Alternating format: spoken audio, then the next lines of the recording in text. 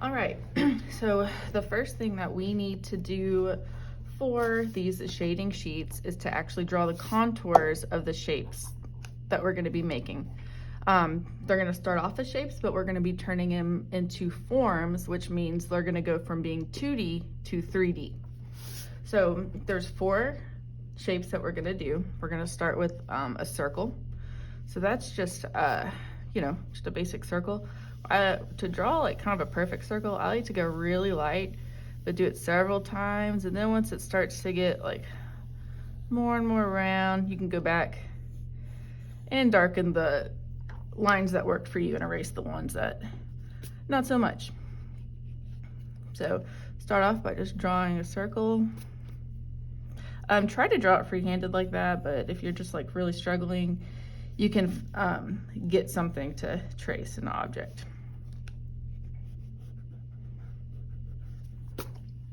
Okay, next thing we're going to be doing is the triangle to a cone. So you'll start off with just a triangle. Remember, always draw light until you know it's right. Never just start off dark. Now, normally a triangle would have a straight across bottom, but a cone is going to be rounded. So we're going to make the bottom round.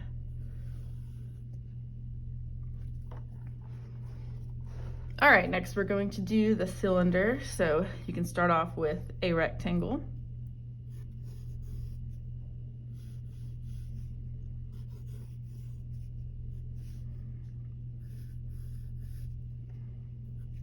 Then on the tops and the bottom, we're gonna make like an ellipse. So an ellipse is like an oval that's kind of been stretched out.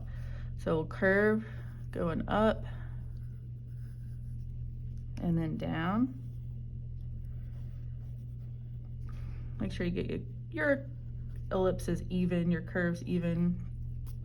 Then the same thing on the other side. So curve up and then down. All right, now we're gonna erase some of the lines. So if you're looking, you can imagine how you would be looking at this. I would not be able to see this line, so I'm gonna erase that one. And then on the bottom, I wouldn't be able to see the top of that curve or that bottom straight line. And then now we have a cylinder. All right, last but not least is a cube. I think most people know how to draw a cube, but just a reminder, or if you don't know, start off with the square.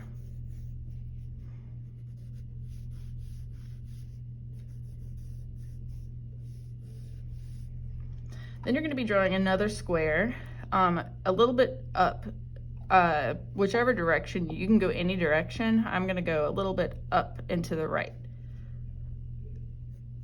Make sure that your squares are the same size.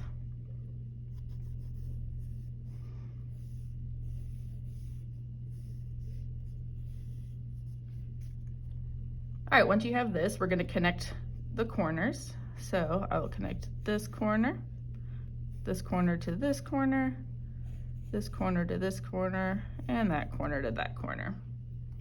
Now this would be more like a see-through cube, like if it was a cube made out of glass. But we're gonna erase some lines to make it so it's solid. So anything that's inside this first front square, we're gonna erase.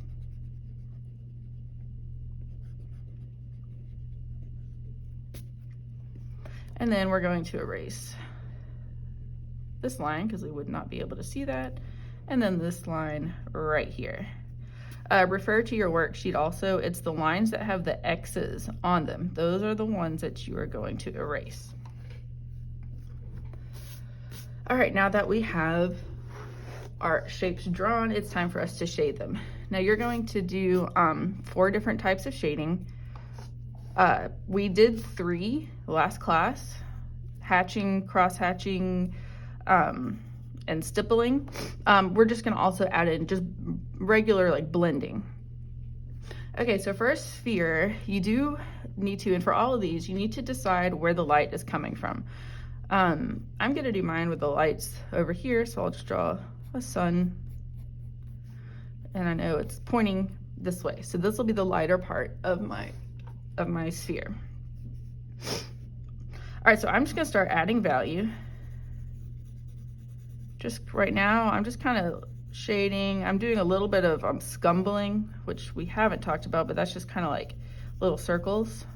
I will end up blending all this in a minute. Now, since this is where the light is coming from, this part right here is gonna be the lightest part of my sphere. Then as it gets further away from where the light is, it's gonna get darker. So start off pretty light, then you can slowly start adding in more values. So I'm gonna make it start to get darker. Down here on the other side.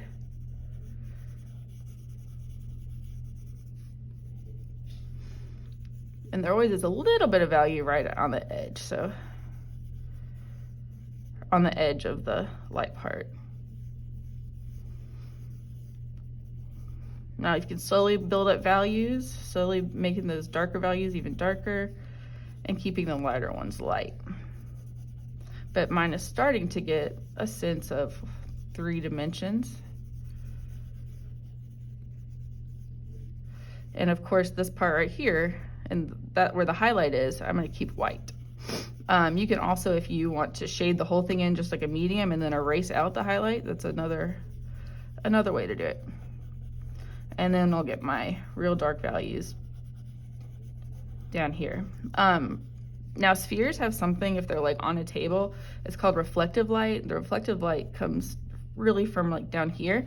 So just a slither of this part of the sphere is gonna be a little bit lighter than right above it.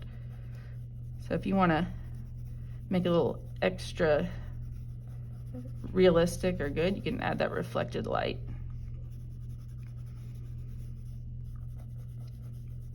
Or not shade in that part so dark. Okay, so now that I have my values down pretty good, we're gonna do some blending. Now there's all different ways to blend graphite. You can use your finger. I don't like doing this method so much because sometimes the oils in your finger like mess it up, but a tissue, Q-tip are really great. There's also blending stumps, which we'll get into more later, but those are really good as well. But I'll just use a tissue for now. And then I'm just gonna gently go around blending in circles. I'm not too worried about if I'm getting value where the highlight's gonna be because I can just erase that part out. All right, now my sphere is nice and smooth. Time for me to erase out a highlight right up here. And if you want to go back and add more, you can, but I think this is good enough for now. Okay, the next one, the cone. Remember, you have to do different shading techniques for every shape. So I'm going to do hatching for the cone. You can just watch me. I'm going to do cross hatching for the cylinder, and I'll do stippling for the cube.